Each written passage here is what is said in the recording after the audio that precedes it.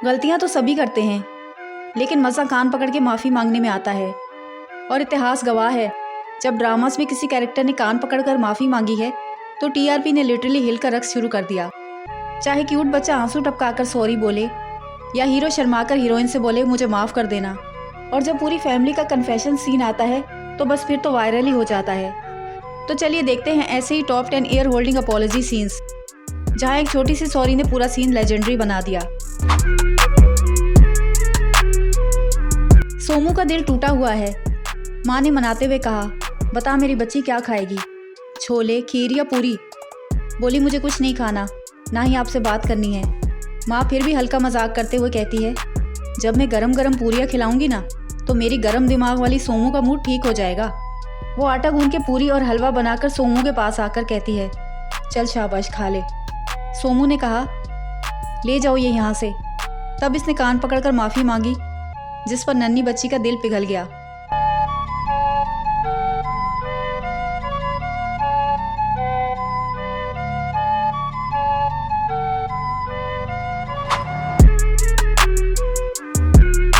शंतनु बेचारा पूरा एपिसोड से ये बताने की कोशिश करता रहता है कि उसे नताशा नहीं खनक पसंद है, लेकिन खनक का राडर ही अलग चल रहा होता है।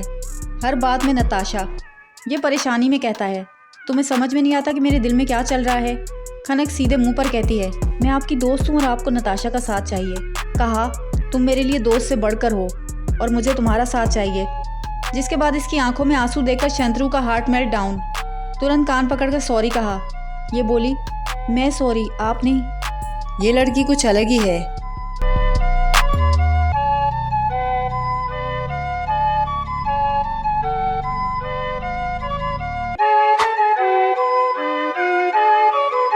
अबीर ने अपने सॉफ्ट अंदाज में कुणाल से कहा, कल जो भी हुआ उसके लिए सॉरी। इसने एटीट्यूड दिखाकर कहा, भाई आपको अब भी लगता है कि गलती मेरी थी? कहा, नहीं, बस तुम मिष्टी को गलत समझ रहे हो। वो तुम्हें हर्ट नहीं, डायरेक्शन देने की कोशिश कर रही थी। इसको तो लगता है कि उस लड़की से कुछ ज़्यादा ही एलर्जी है। कहा, छोड़ें भाई, मिष्टी को हम हमेशा के लिए अपनी ज़िंदगी से निकाल देंगे और पास्ट को भूलकर फ्यूचर के बारे में सोचेंगे। ये दिल में सोचता है कि कैसे समझाऊं कि उसे मैं अपने फ्यूचर का हिस्सा बनाना चाहता हूं। तभी इसको साइकिल पे आते देखता है, जो इसे इग्नोर करके आगे बढ़ रही होती है। लेकिन फिर जब पीछे मुड़कर देखती है तो ये दोनों कान पकड़ के माफ़ी मांग रहा होता है।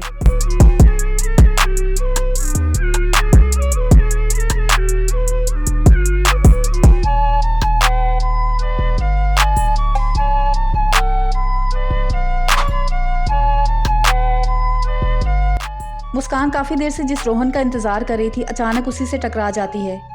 इसने कहा, सॉरी यार, ज़रा लेट हो गया। इसने कहा, मैं 11 बजे से वेट कर रही हूँ, तुम्हें कोई एहसास है कि नहीं? इसने कहा, यार आँख नहीं खुल रही थी, बहुत थक गया था। इसने शिकवा करते हुए कहा, नींद मुझे भी आ रही थी मगर टाइम पे आ गई। एक तुम हो जो दूसरों का वक्त बर्बाद करके पता भी नहीं चलता। रोहन ने तुरंत सिचुएशन कंट्रोल करते हुए कान पकड़ के सॉरी बोल दिया। बच्चे की जान लोगी क्या?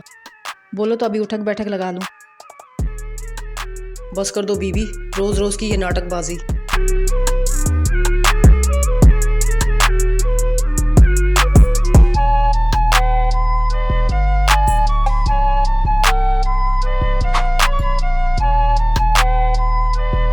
वीरा के नाना नानी उसको हमेशा के लिए अपने साथ ले जाने आए हैं। उधर रतनजीत रणवी को समझा रही है, लेकिन ये माना नहीं।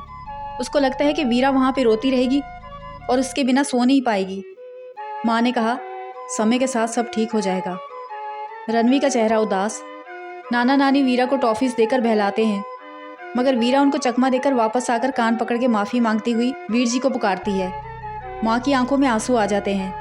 बहन भाई की ये मोहब्बत देखकर ऑडियंस का भी ज़रूर दिल भर आया होगा। छोटी सी बच्ची के वापस आने के इस स्टाइल ने टीआरपी को हिलाकर रख दिया।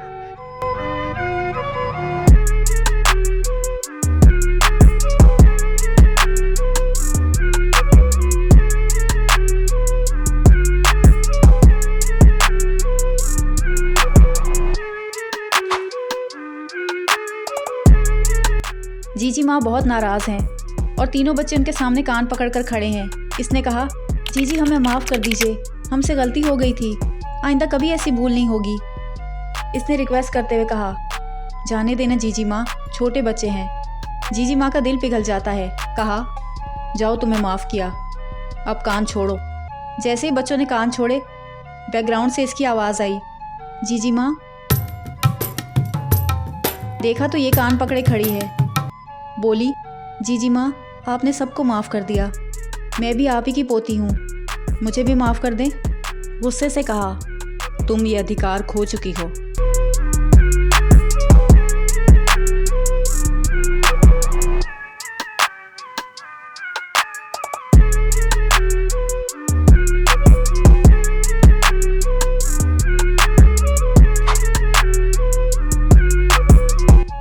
ये पेपर पर अपने सपनों के राजकुमार की आंखें ड्रॉ कर रही थी कि नटखट कुसुम ने छेड़कर पूछा, क्या छुपा रही हो दीदी? इसने कहा, तेरे देखने की चीज़ नहीं। अब तो छोटी को जोश आ गया, तुरंत पेपर पर अटैक करके तेज़ भागी। दीदी भी पीछे पीछे, और वही हुआ जिसका डर था। इस छीना झपटी में इसका ब्रेसलेट टूटा और मोती अलग होकर सीढ़ियों से लुढ़कता हुआ पानी में जा गिरा। यहाँ पर कान खींचना चाहिए था कि नहीं? कमेंट्स में बताइए। अब भी चेहरे पे शरारत भरी मुस्कुराहट लिए कान पकड़कर माफ़ी मांगकर बोली, माफ़ करना जमुना, मैंने तुझे पगली कहा। नहीं, मैं हूँ भी थोड़ी, कुछ भी भूल जाती हूँ।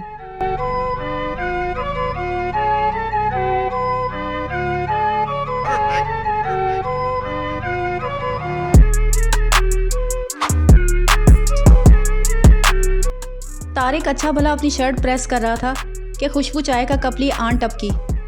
इसने कहा, बेटा ज़रा शर्ट प्रेस कर दो। बोली, 1 मिनट में कर देती हूँ। लेकिन फिर ज़माने भर की बातों में लगकर ध्यान शर्ट से हटा बैठी, और जब इसने शर्ट वापस मांगी तो घबरा गई। तुरंत दिमाग कंट्रोल करते हुए बोली, भाई आप दूसरी शर्ट पहन लें, वैसे भी ये रंग आप पर सूट नहीं करेगा। ये शक करते हुए बोला, छोड़ो बकवास, शर्ट दो। ये छुपाने लगती है तो ये जली हुई शर्ट देख लेता है, जिसका हाल बारबेक्यू जैसा हो गया था। जिसके बाद इसका गुस्सा फुल चार्ज पर था और सीधा अम्मा पर निकल गया। अम्मा के आंसू गिरे तो बड़ी ने इसको डांटा, जिसके बाद इसने कान पकड़कर माफ़ी मांग ली।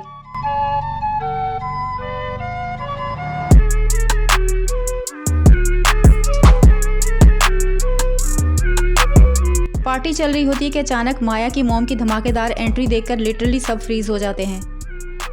माया से पूछा, बिना बताए शादी कर ली? बेचारा रुद्र फौरन बोल पड़ा, आंटी गलती माया की नहीं मेरी है। मॉम ने कान खींचकर कहा, हाँ तुम्हारी गलती है, क्योंकि अब आंटी नहीं माँ बोलना सीख लो। माया ने कहा, बेटा मिल गया तो बेटी को भूल गई, और आप नहीं जानती इस रुद्र ने मुझे शादी के लिए मजबूर किया था। माँ ने कहा, मैं जानती हूँ तू इतनी ज़िद्दी है कि कभी किसी की नहीं सुनती, शादी तूने अपनी मर्जी से की है। इसने कहा, एग्जैक्टली। अब माँ का फाइनल हुक्म आ गया कि पति का नाम नहीं लेते, इस बात पर सॉरी बोलो। मुझे माफ़ कर देना मेरे बच्चे।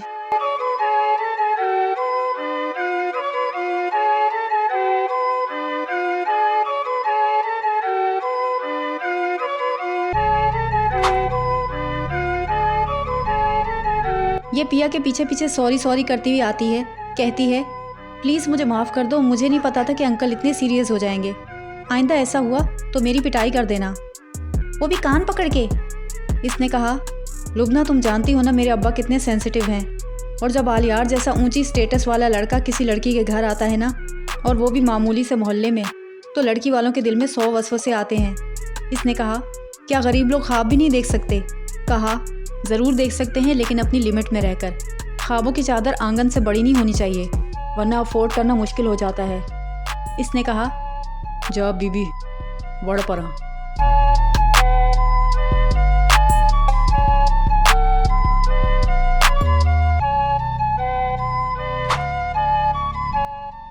बताइए इन 10 सीन्स में से किस सीन में बच्ची को उसके नाना नानी लेने आए थे?